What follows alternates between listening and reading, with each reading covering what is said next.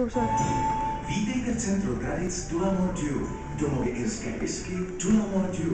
Neexistuje mnoho měst, která jsou připravena dát své jméno značce whisky, ale my v Tullamore se na to díváme jinak. Jsme na naše město hrdí a jsme hrdí na naše whisky. Je to zřejmě dáno tím, že máme dlouhou společnou historii. To je vlastně důvod, proč jsme zde vytvořili toto centrum tradic.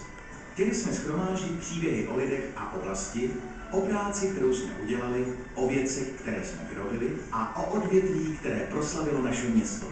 Chceme, aby bylo centrum tradic Tullamore Dew považováno za oslavu toho, co toto místo a tato whisky proslavuje už celé generace. Tradice a kultura jsou v Irsku důležité a když Tullamore hostí festival Fleadh Cheoil, přijíždí sem 250 000 lidí za nejlepší irskou tradiční hudbou. A nejen se dívat.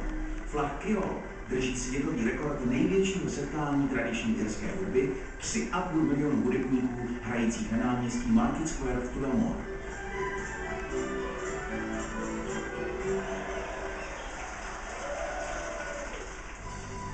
Nebylo vždy tak rušné. Tullamore je jedním ze 3 velkých obchodních měst středního Irska. Po vybudování kanálu na konci 18. století se město přeměnilo. Výrobu bylo možné rozvážet po celé zemi a do celého světa. Mezi vyvážené výrobky patřila například rašelina, cihly, mláto, tullamorský vápenec a whisky. Není žádným překvapením, že irská whisky Tullamore Dew hrála v historii města velkou roli. A blízko náměstí Market Square můžete dosud najít bránu prvního lihovaru v Tullamore, který byl založen v roce 1829. Ale historie whisky v Irsku sahá mnohem dál. Dalších 1000 let zpět do historie. V 6. století začali Irové jako první na světě destilovat whisky. Není sice známo přesné jméno nebo místo, ale tajemství destilace přinesly pravděpodobně potulní mniši ze středního východu do klášterů, jako například Clon MacNoise.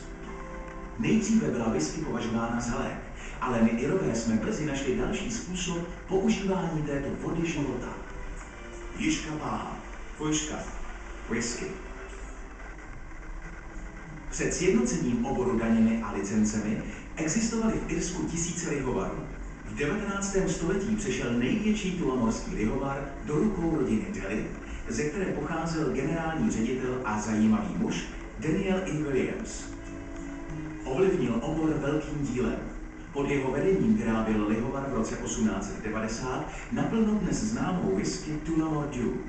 A název této whisky vlastně tvoří počáteční písmena Danielsova jména D.E.W. Daniel měl podnikavého ducha. V roce 1893 nechal přivést do Tullamore elektřinu. Nechal v lihovaru nainstalovat první telefony a zavedl motorizovanou dopravu. Jeho obchodní říše se rozkládala přes celé vnitrozemí. Obchody s nápoji, dovoz čaje, prodej semen a zrna a síť 26 obchodních domů. Daniel Williams rovněž vybudoval montovaný velkosklad, ve kterém má dnes domov naše centrum tradic. Pod Danielovým vedením se Tullamore Dew stala mezinárodní značkou. Viktoriánské a eduardovské období byly pro irskou whisky po všech stránkách zlatým věkem. Irská whisky patřila mezi nejpopulárnější lihoviny na světě a jen v samotné Americe bylo k dostání 400 značek irské whisky. Whisky byla nejžádanějším nápojem v koktejlových barech od New Yorku po Paříž. Jedinečná kvalita irské whisky je výsledkem jedinečného výrobního postupu a ten za stovky let doznal jen velmi málo změn. Ano, používáme nejčistší vodu a nejlepší mláto. Pro irskou whisky se používá sladový a nesladový ječmen. A před plněním do lahví necháváme whisky léta dozrát.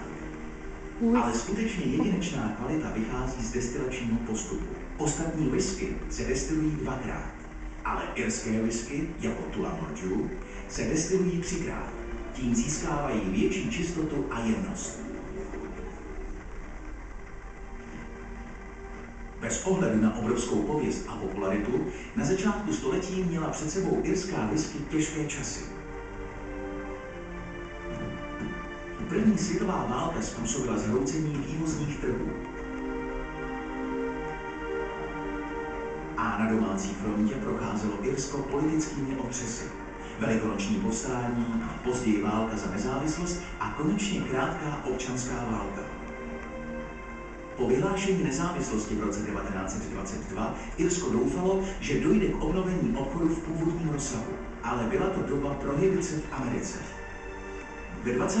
letech minulého století byl alkohol postaven mimo zákon a ilegální obchod řídili gangstři. Prohibice vymazala největší trh pro irskou whisky. Potom přišel pád na Wall Streetu a velká hospodářská krize.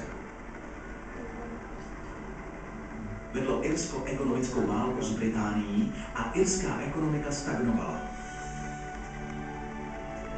Pro irskou whisky to nebyla dobrá léta.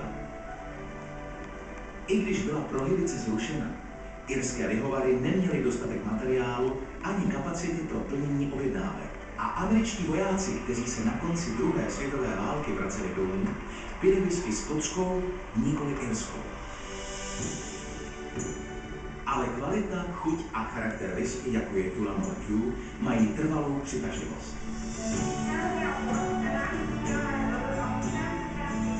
V poválečných letech se objevily nové nápady pro oživení oboru. Irská whisky si začala pomalu budovat mezinárodní pověst. Nikoli vývozem, ale prostřednictvím návštěvníků Irska.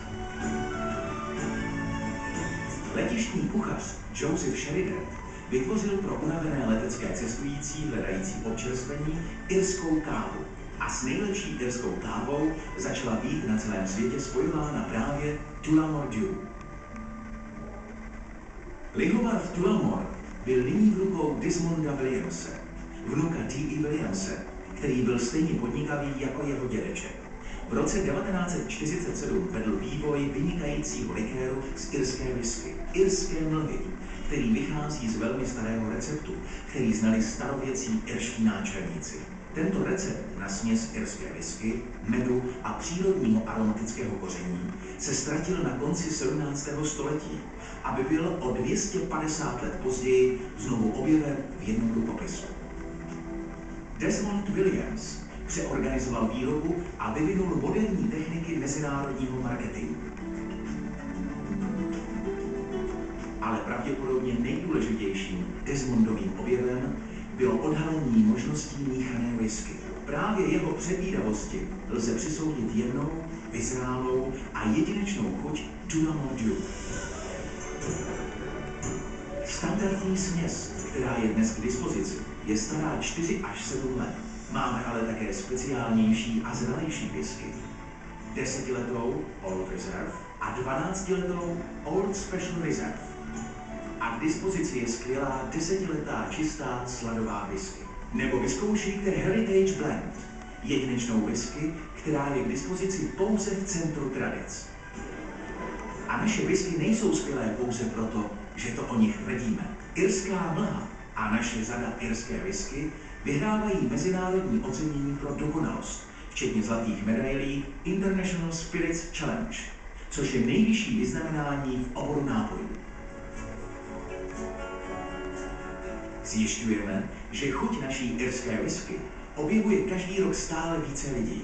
V současné době je oceňováno 8 milionů lahví ročně na světě. Znamená to, že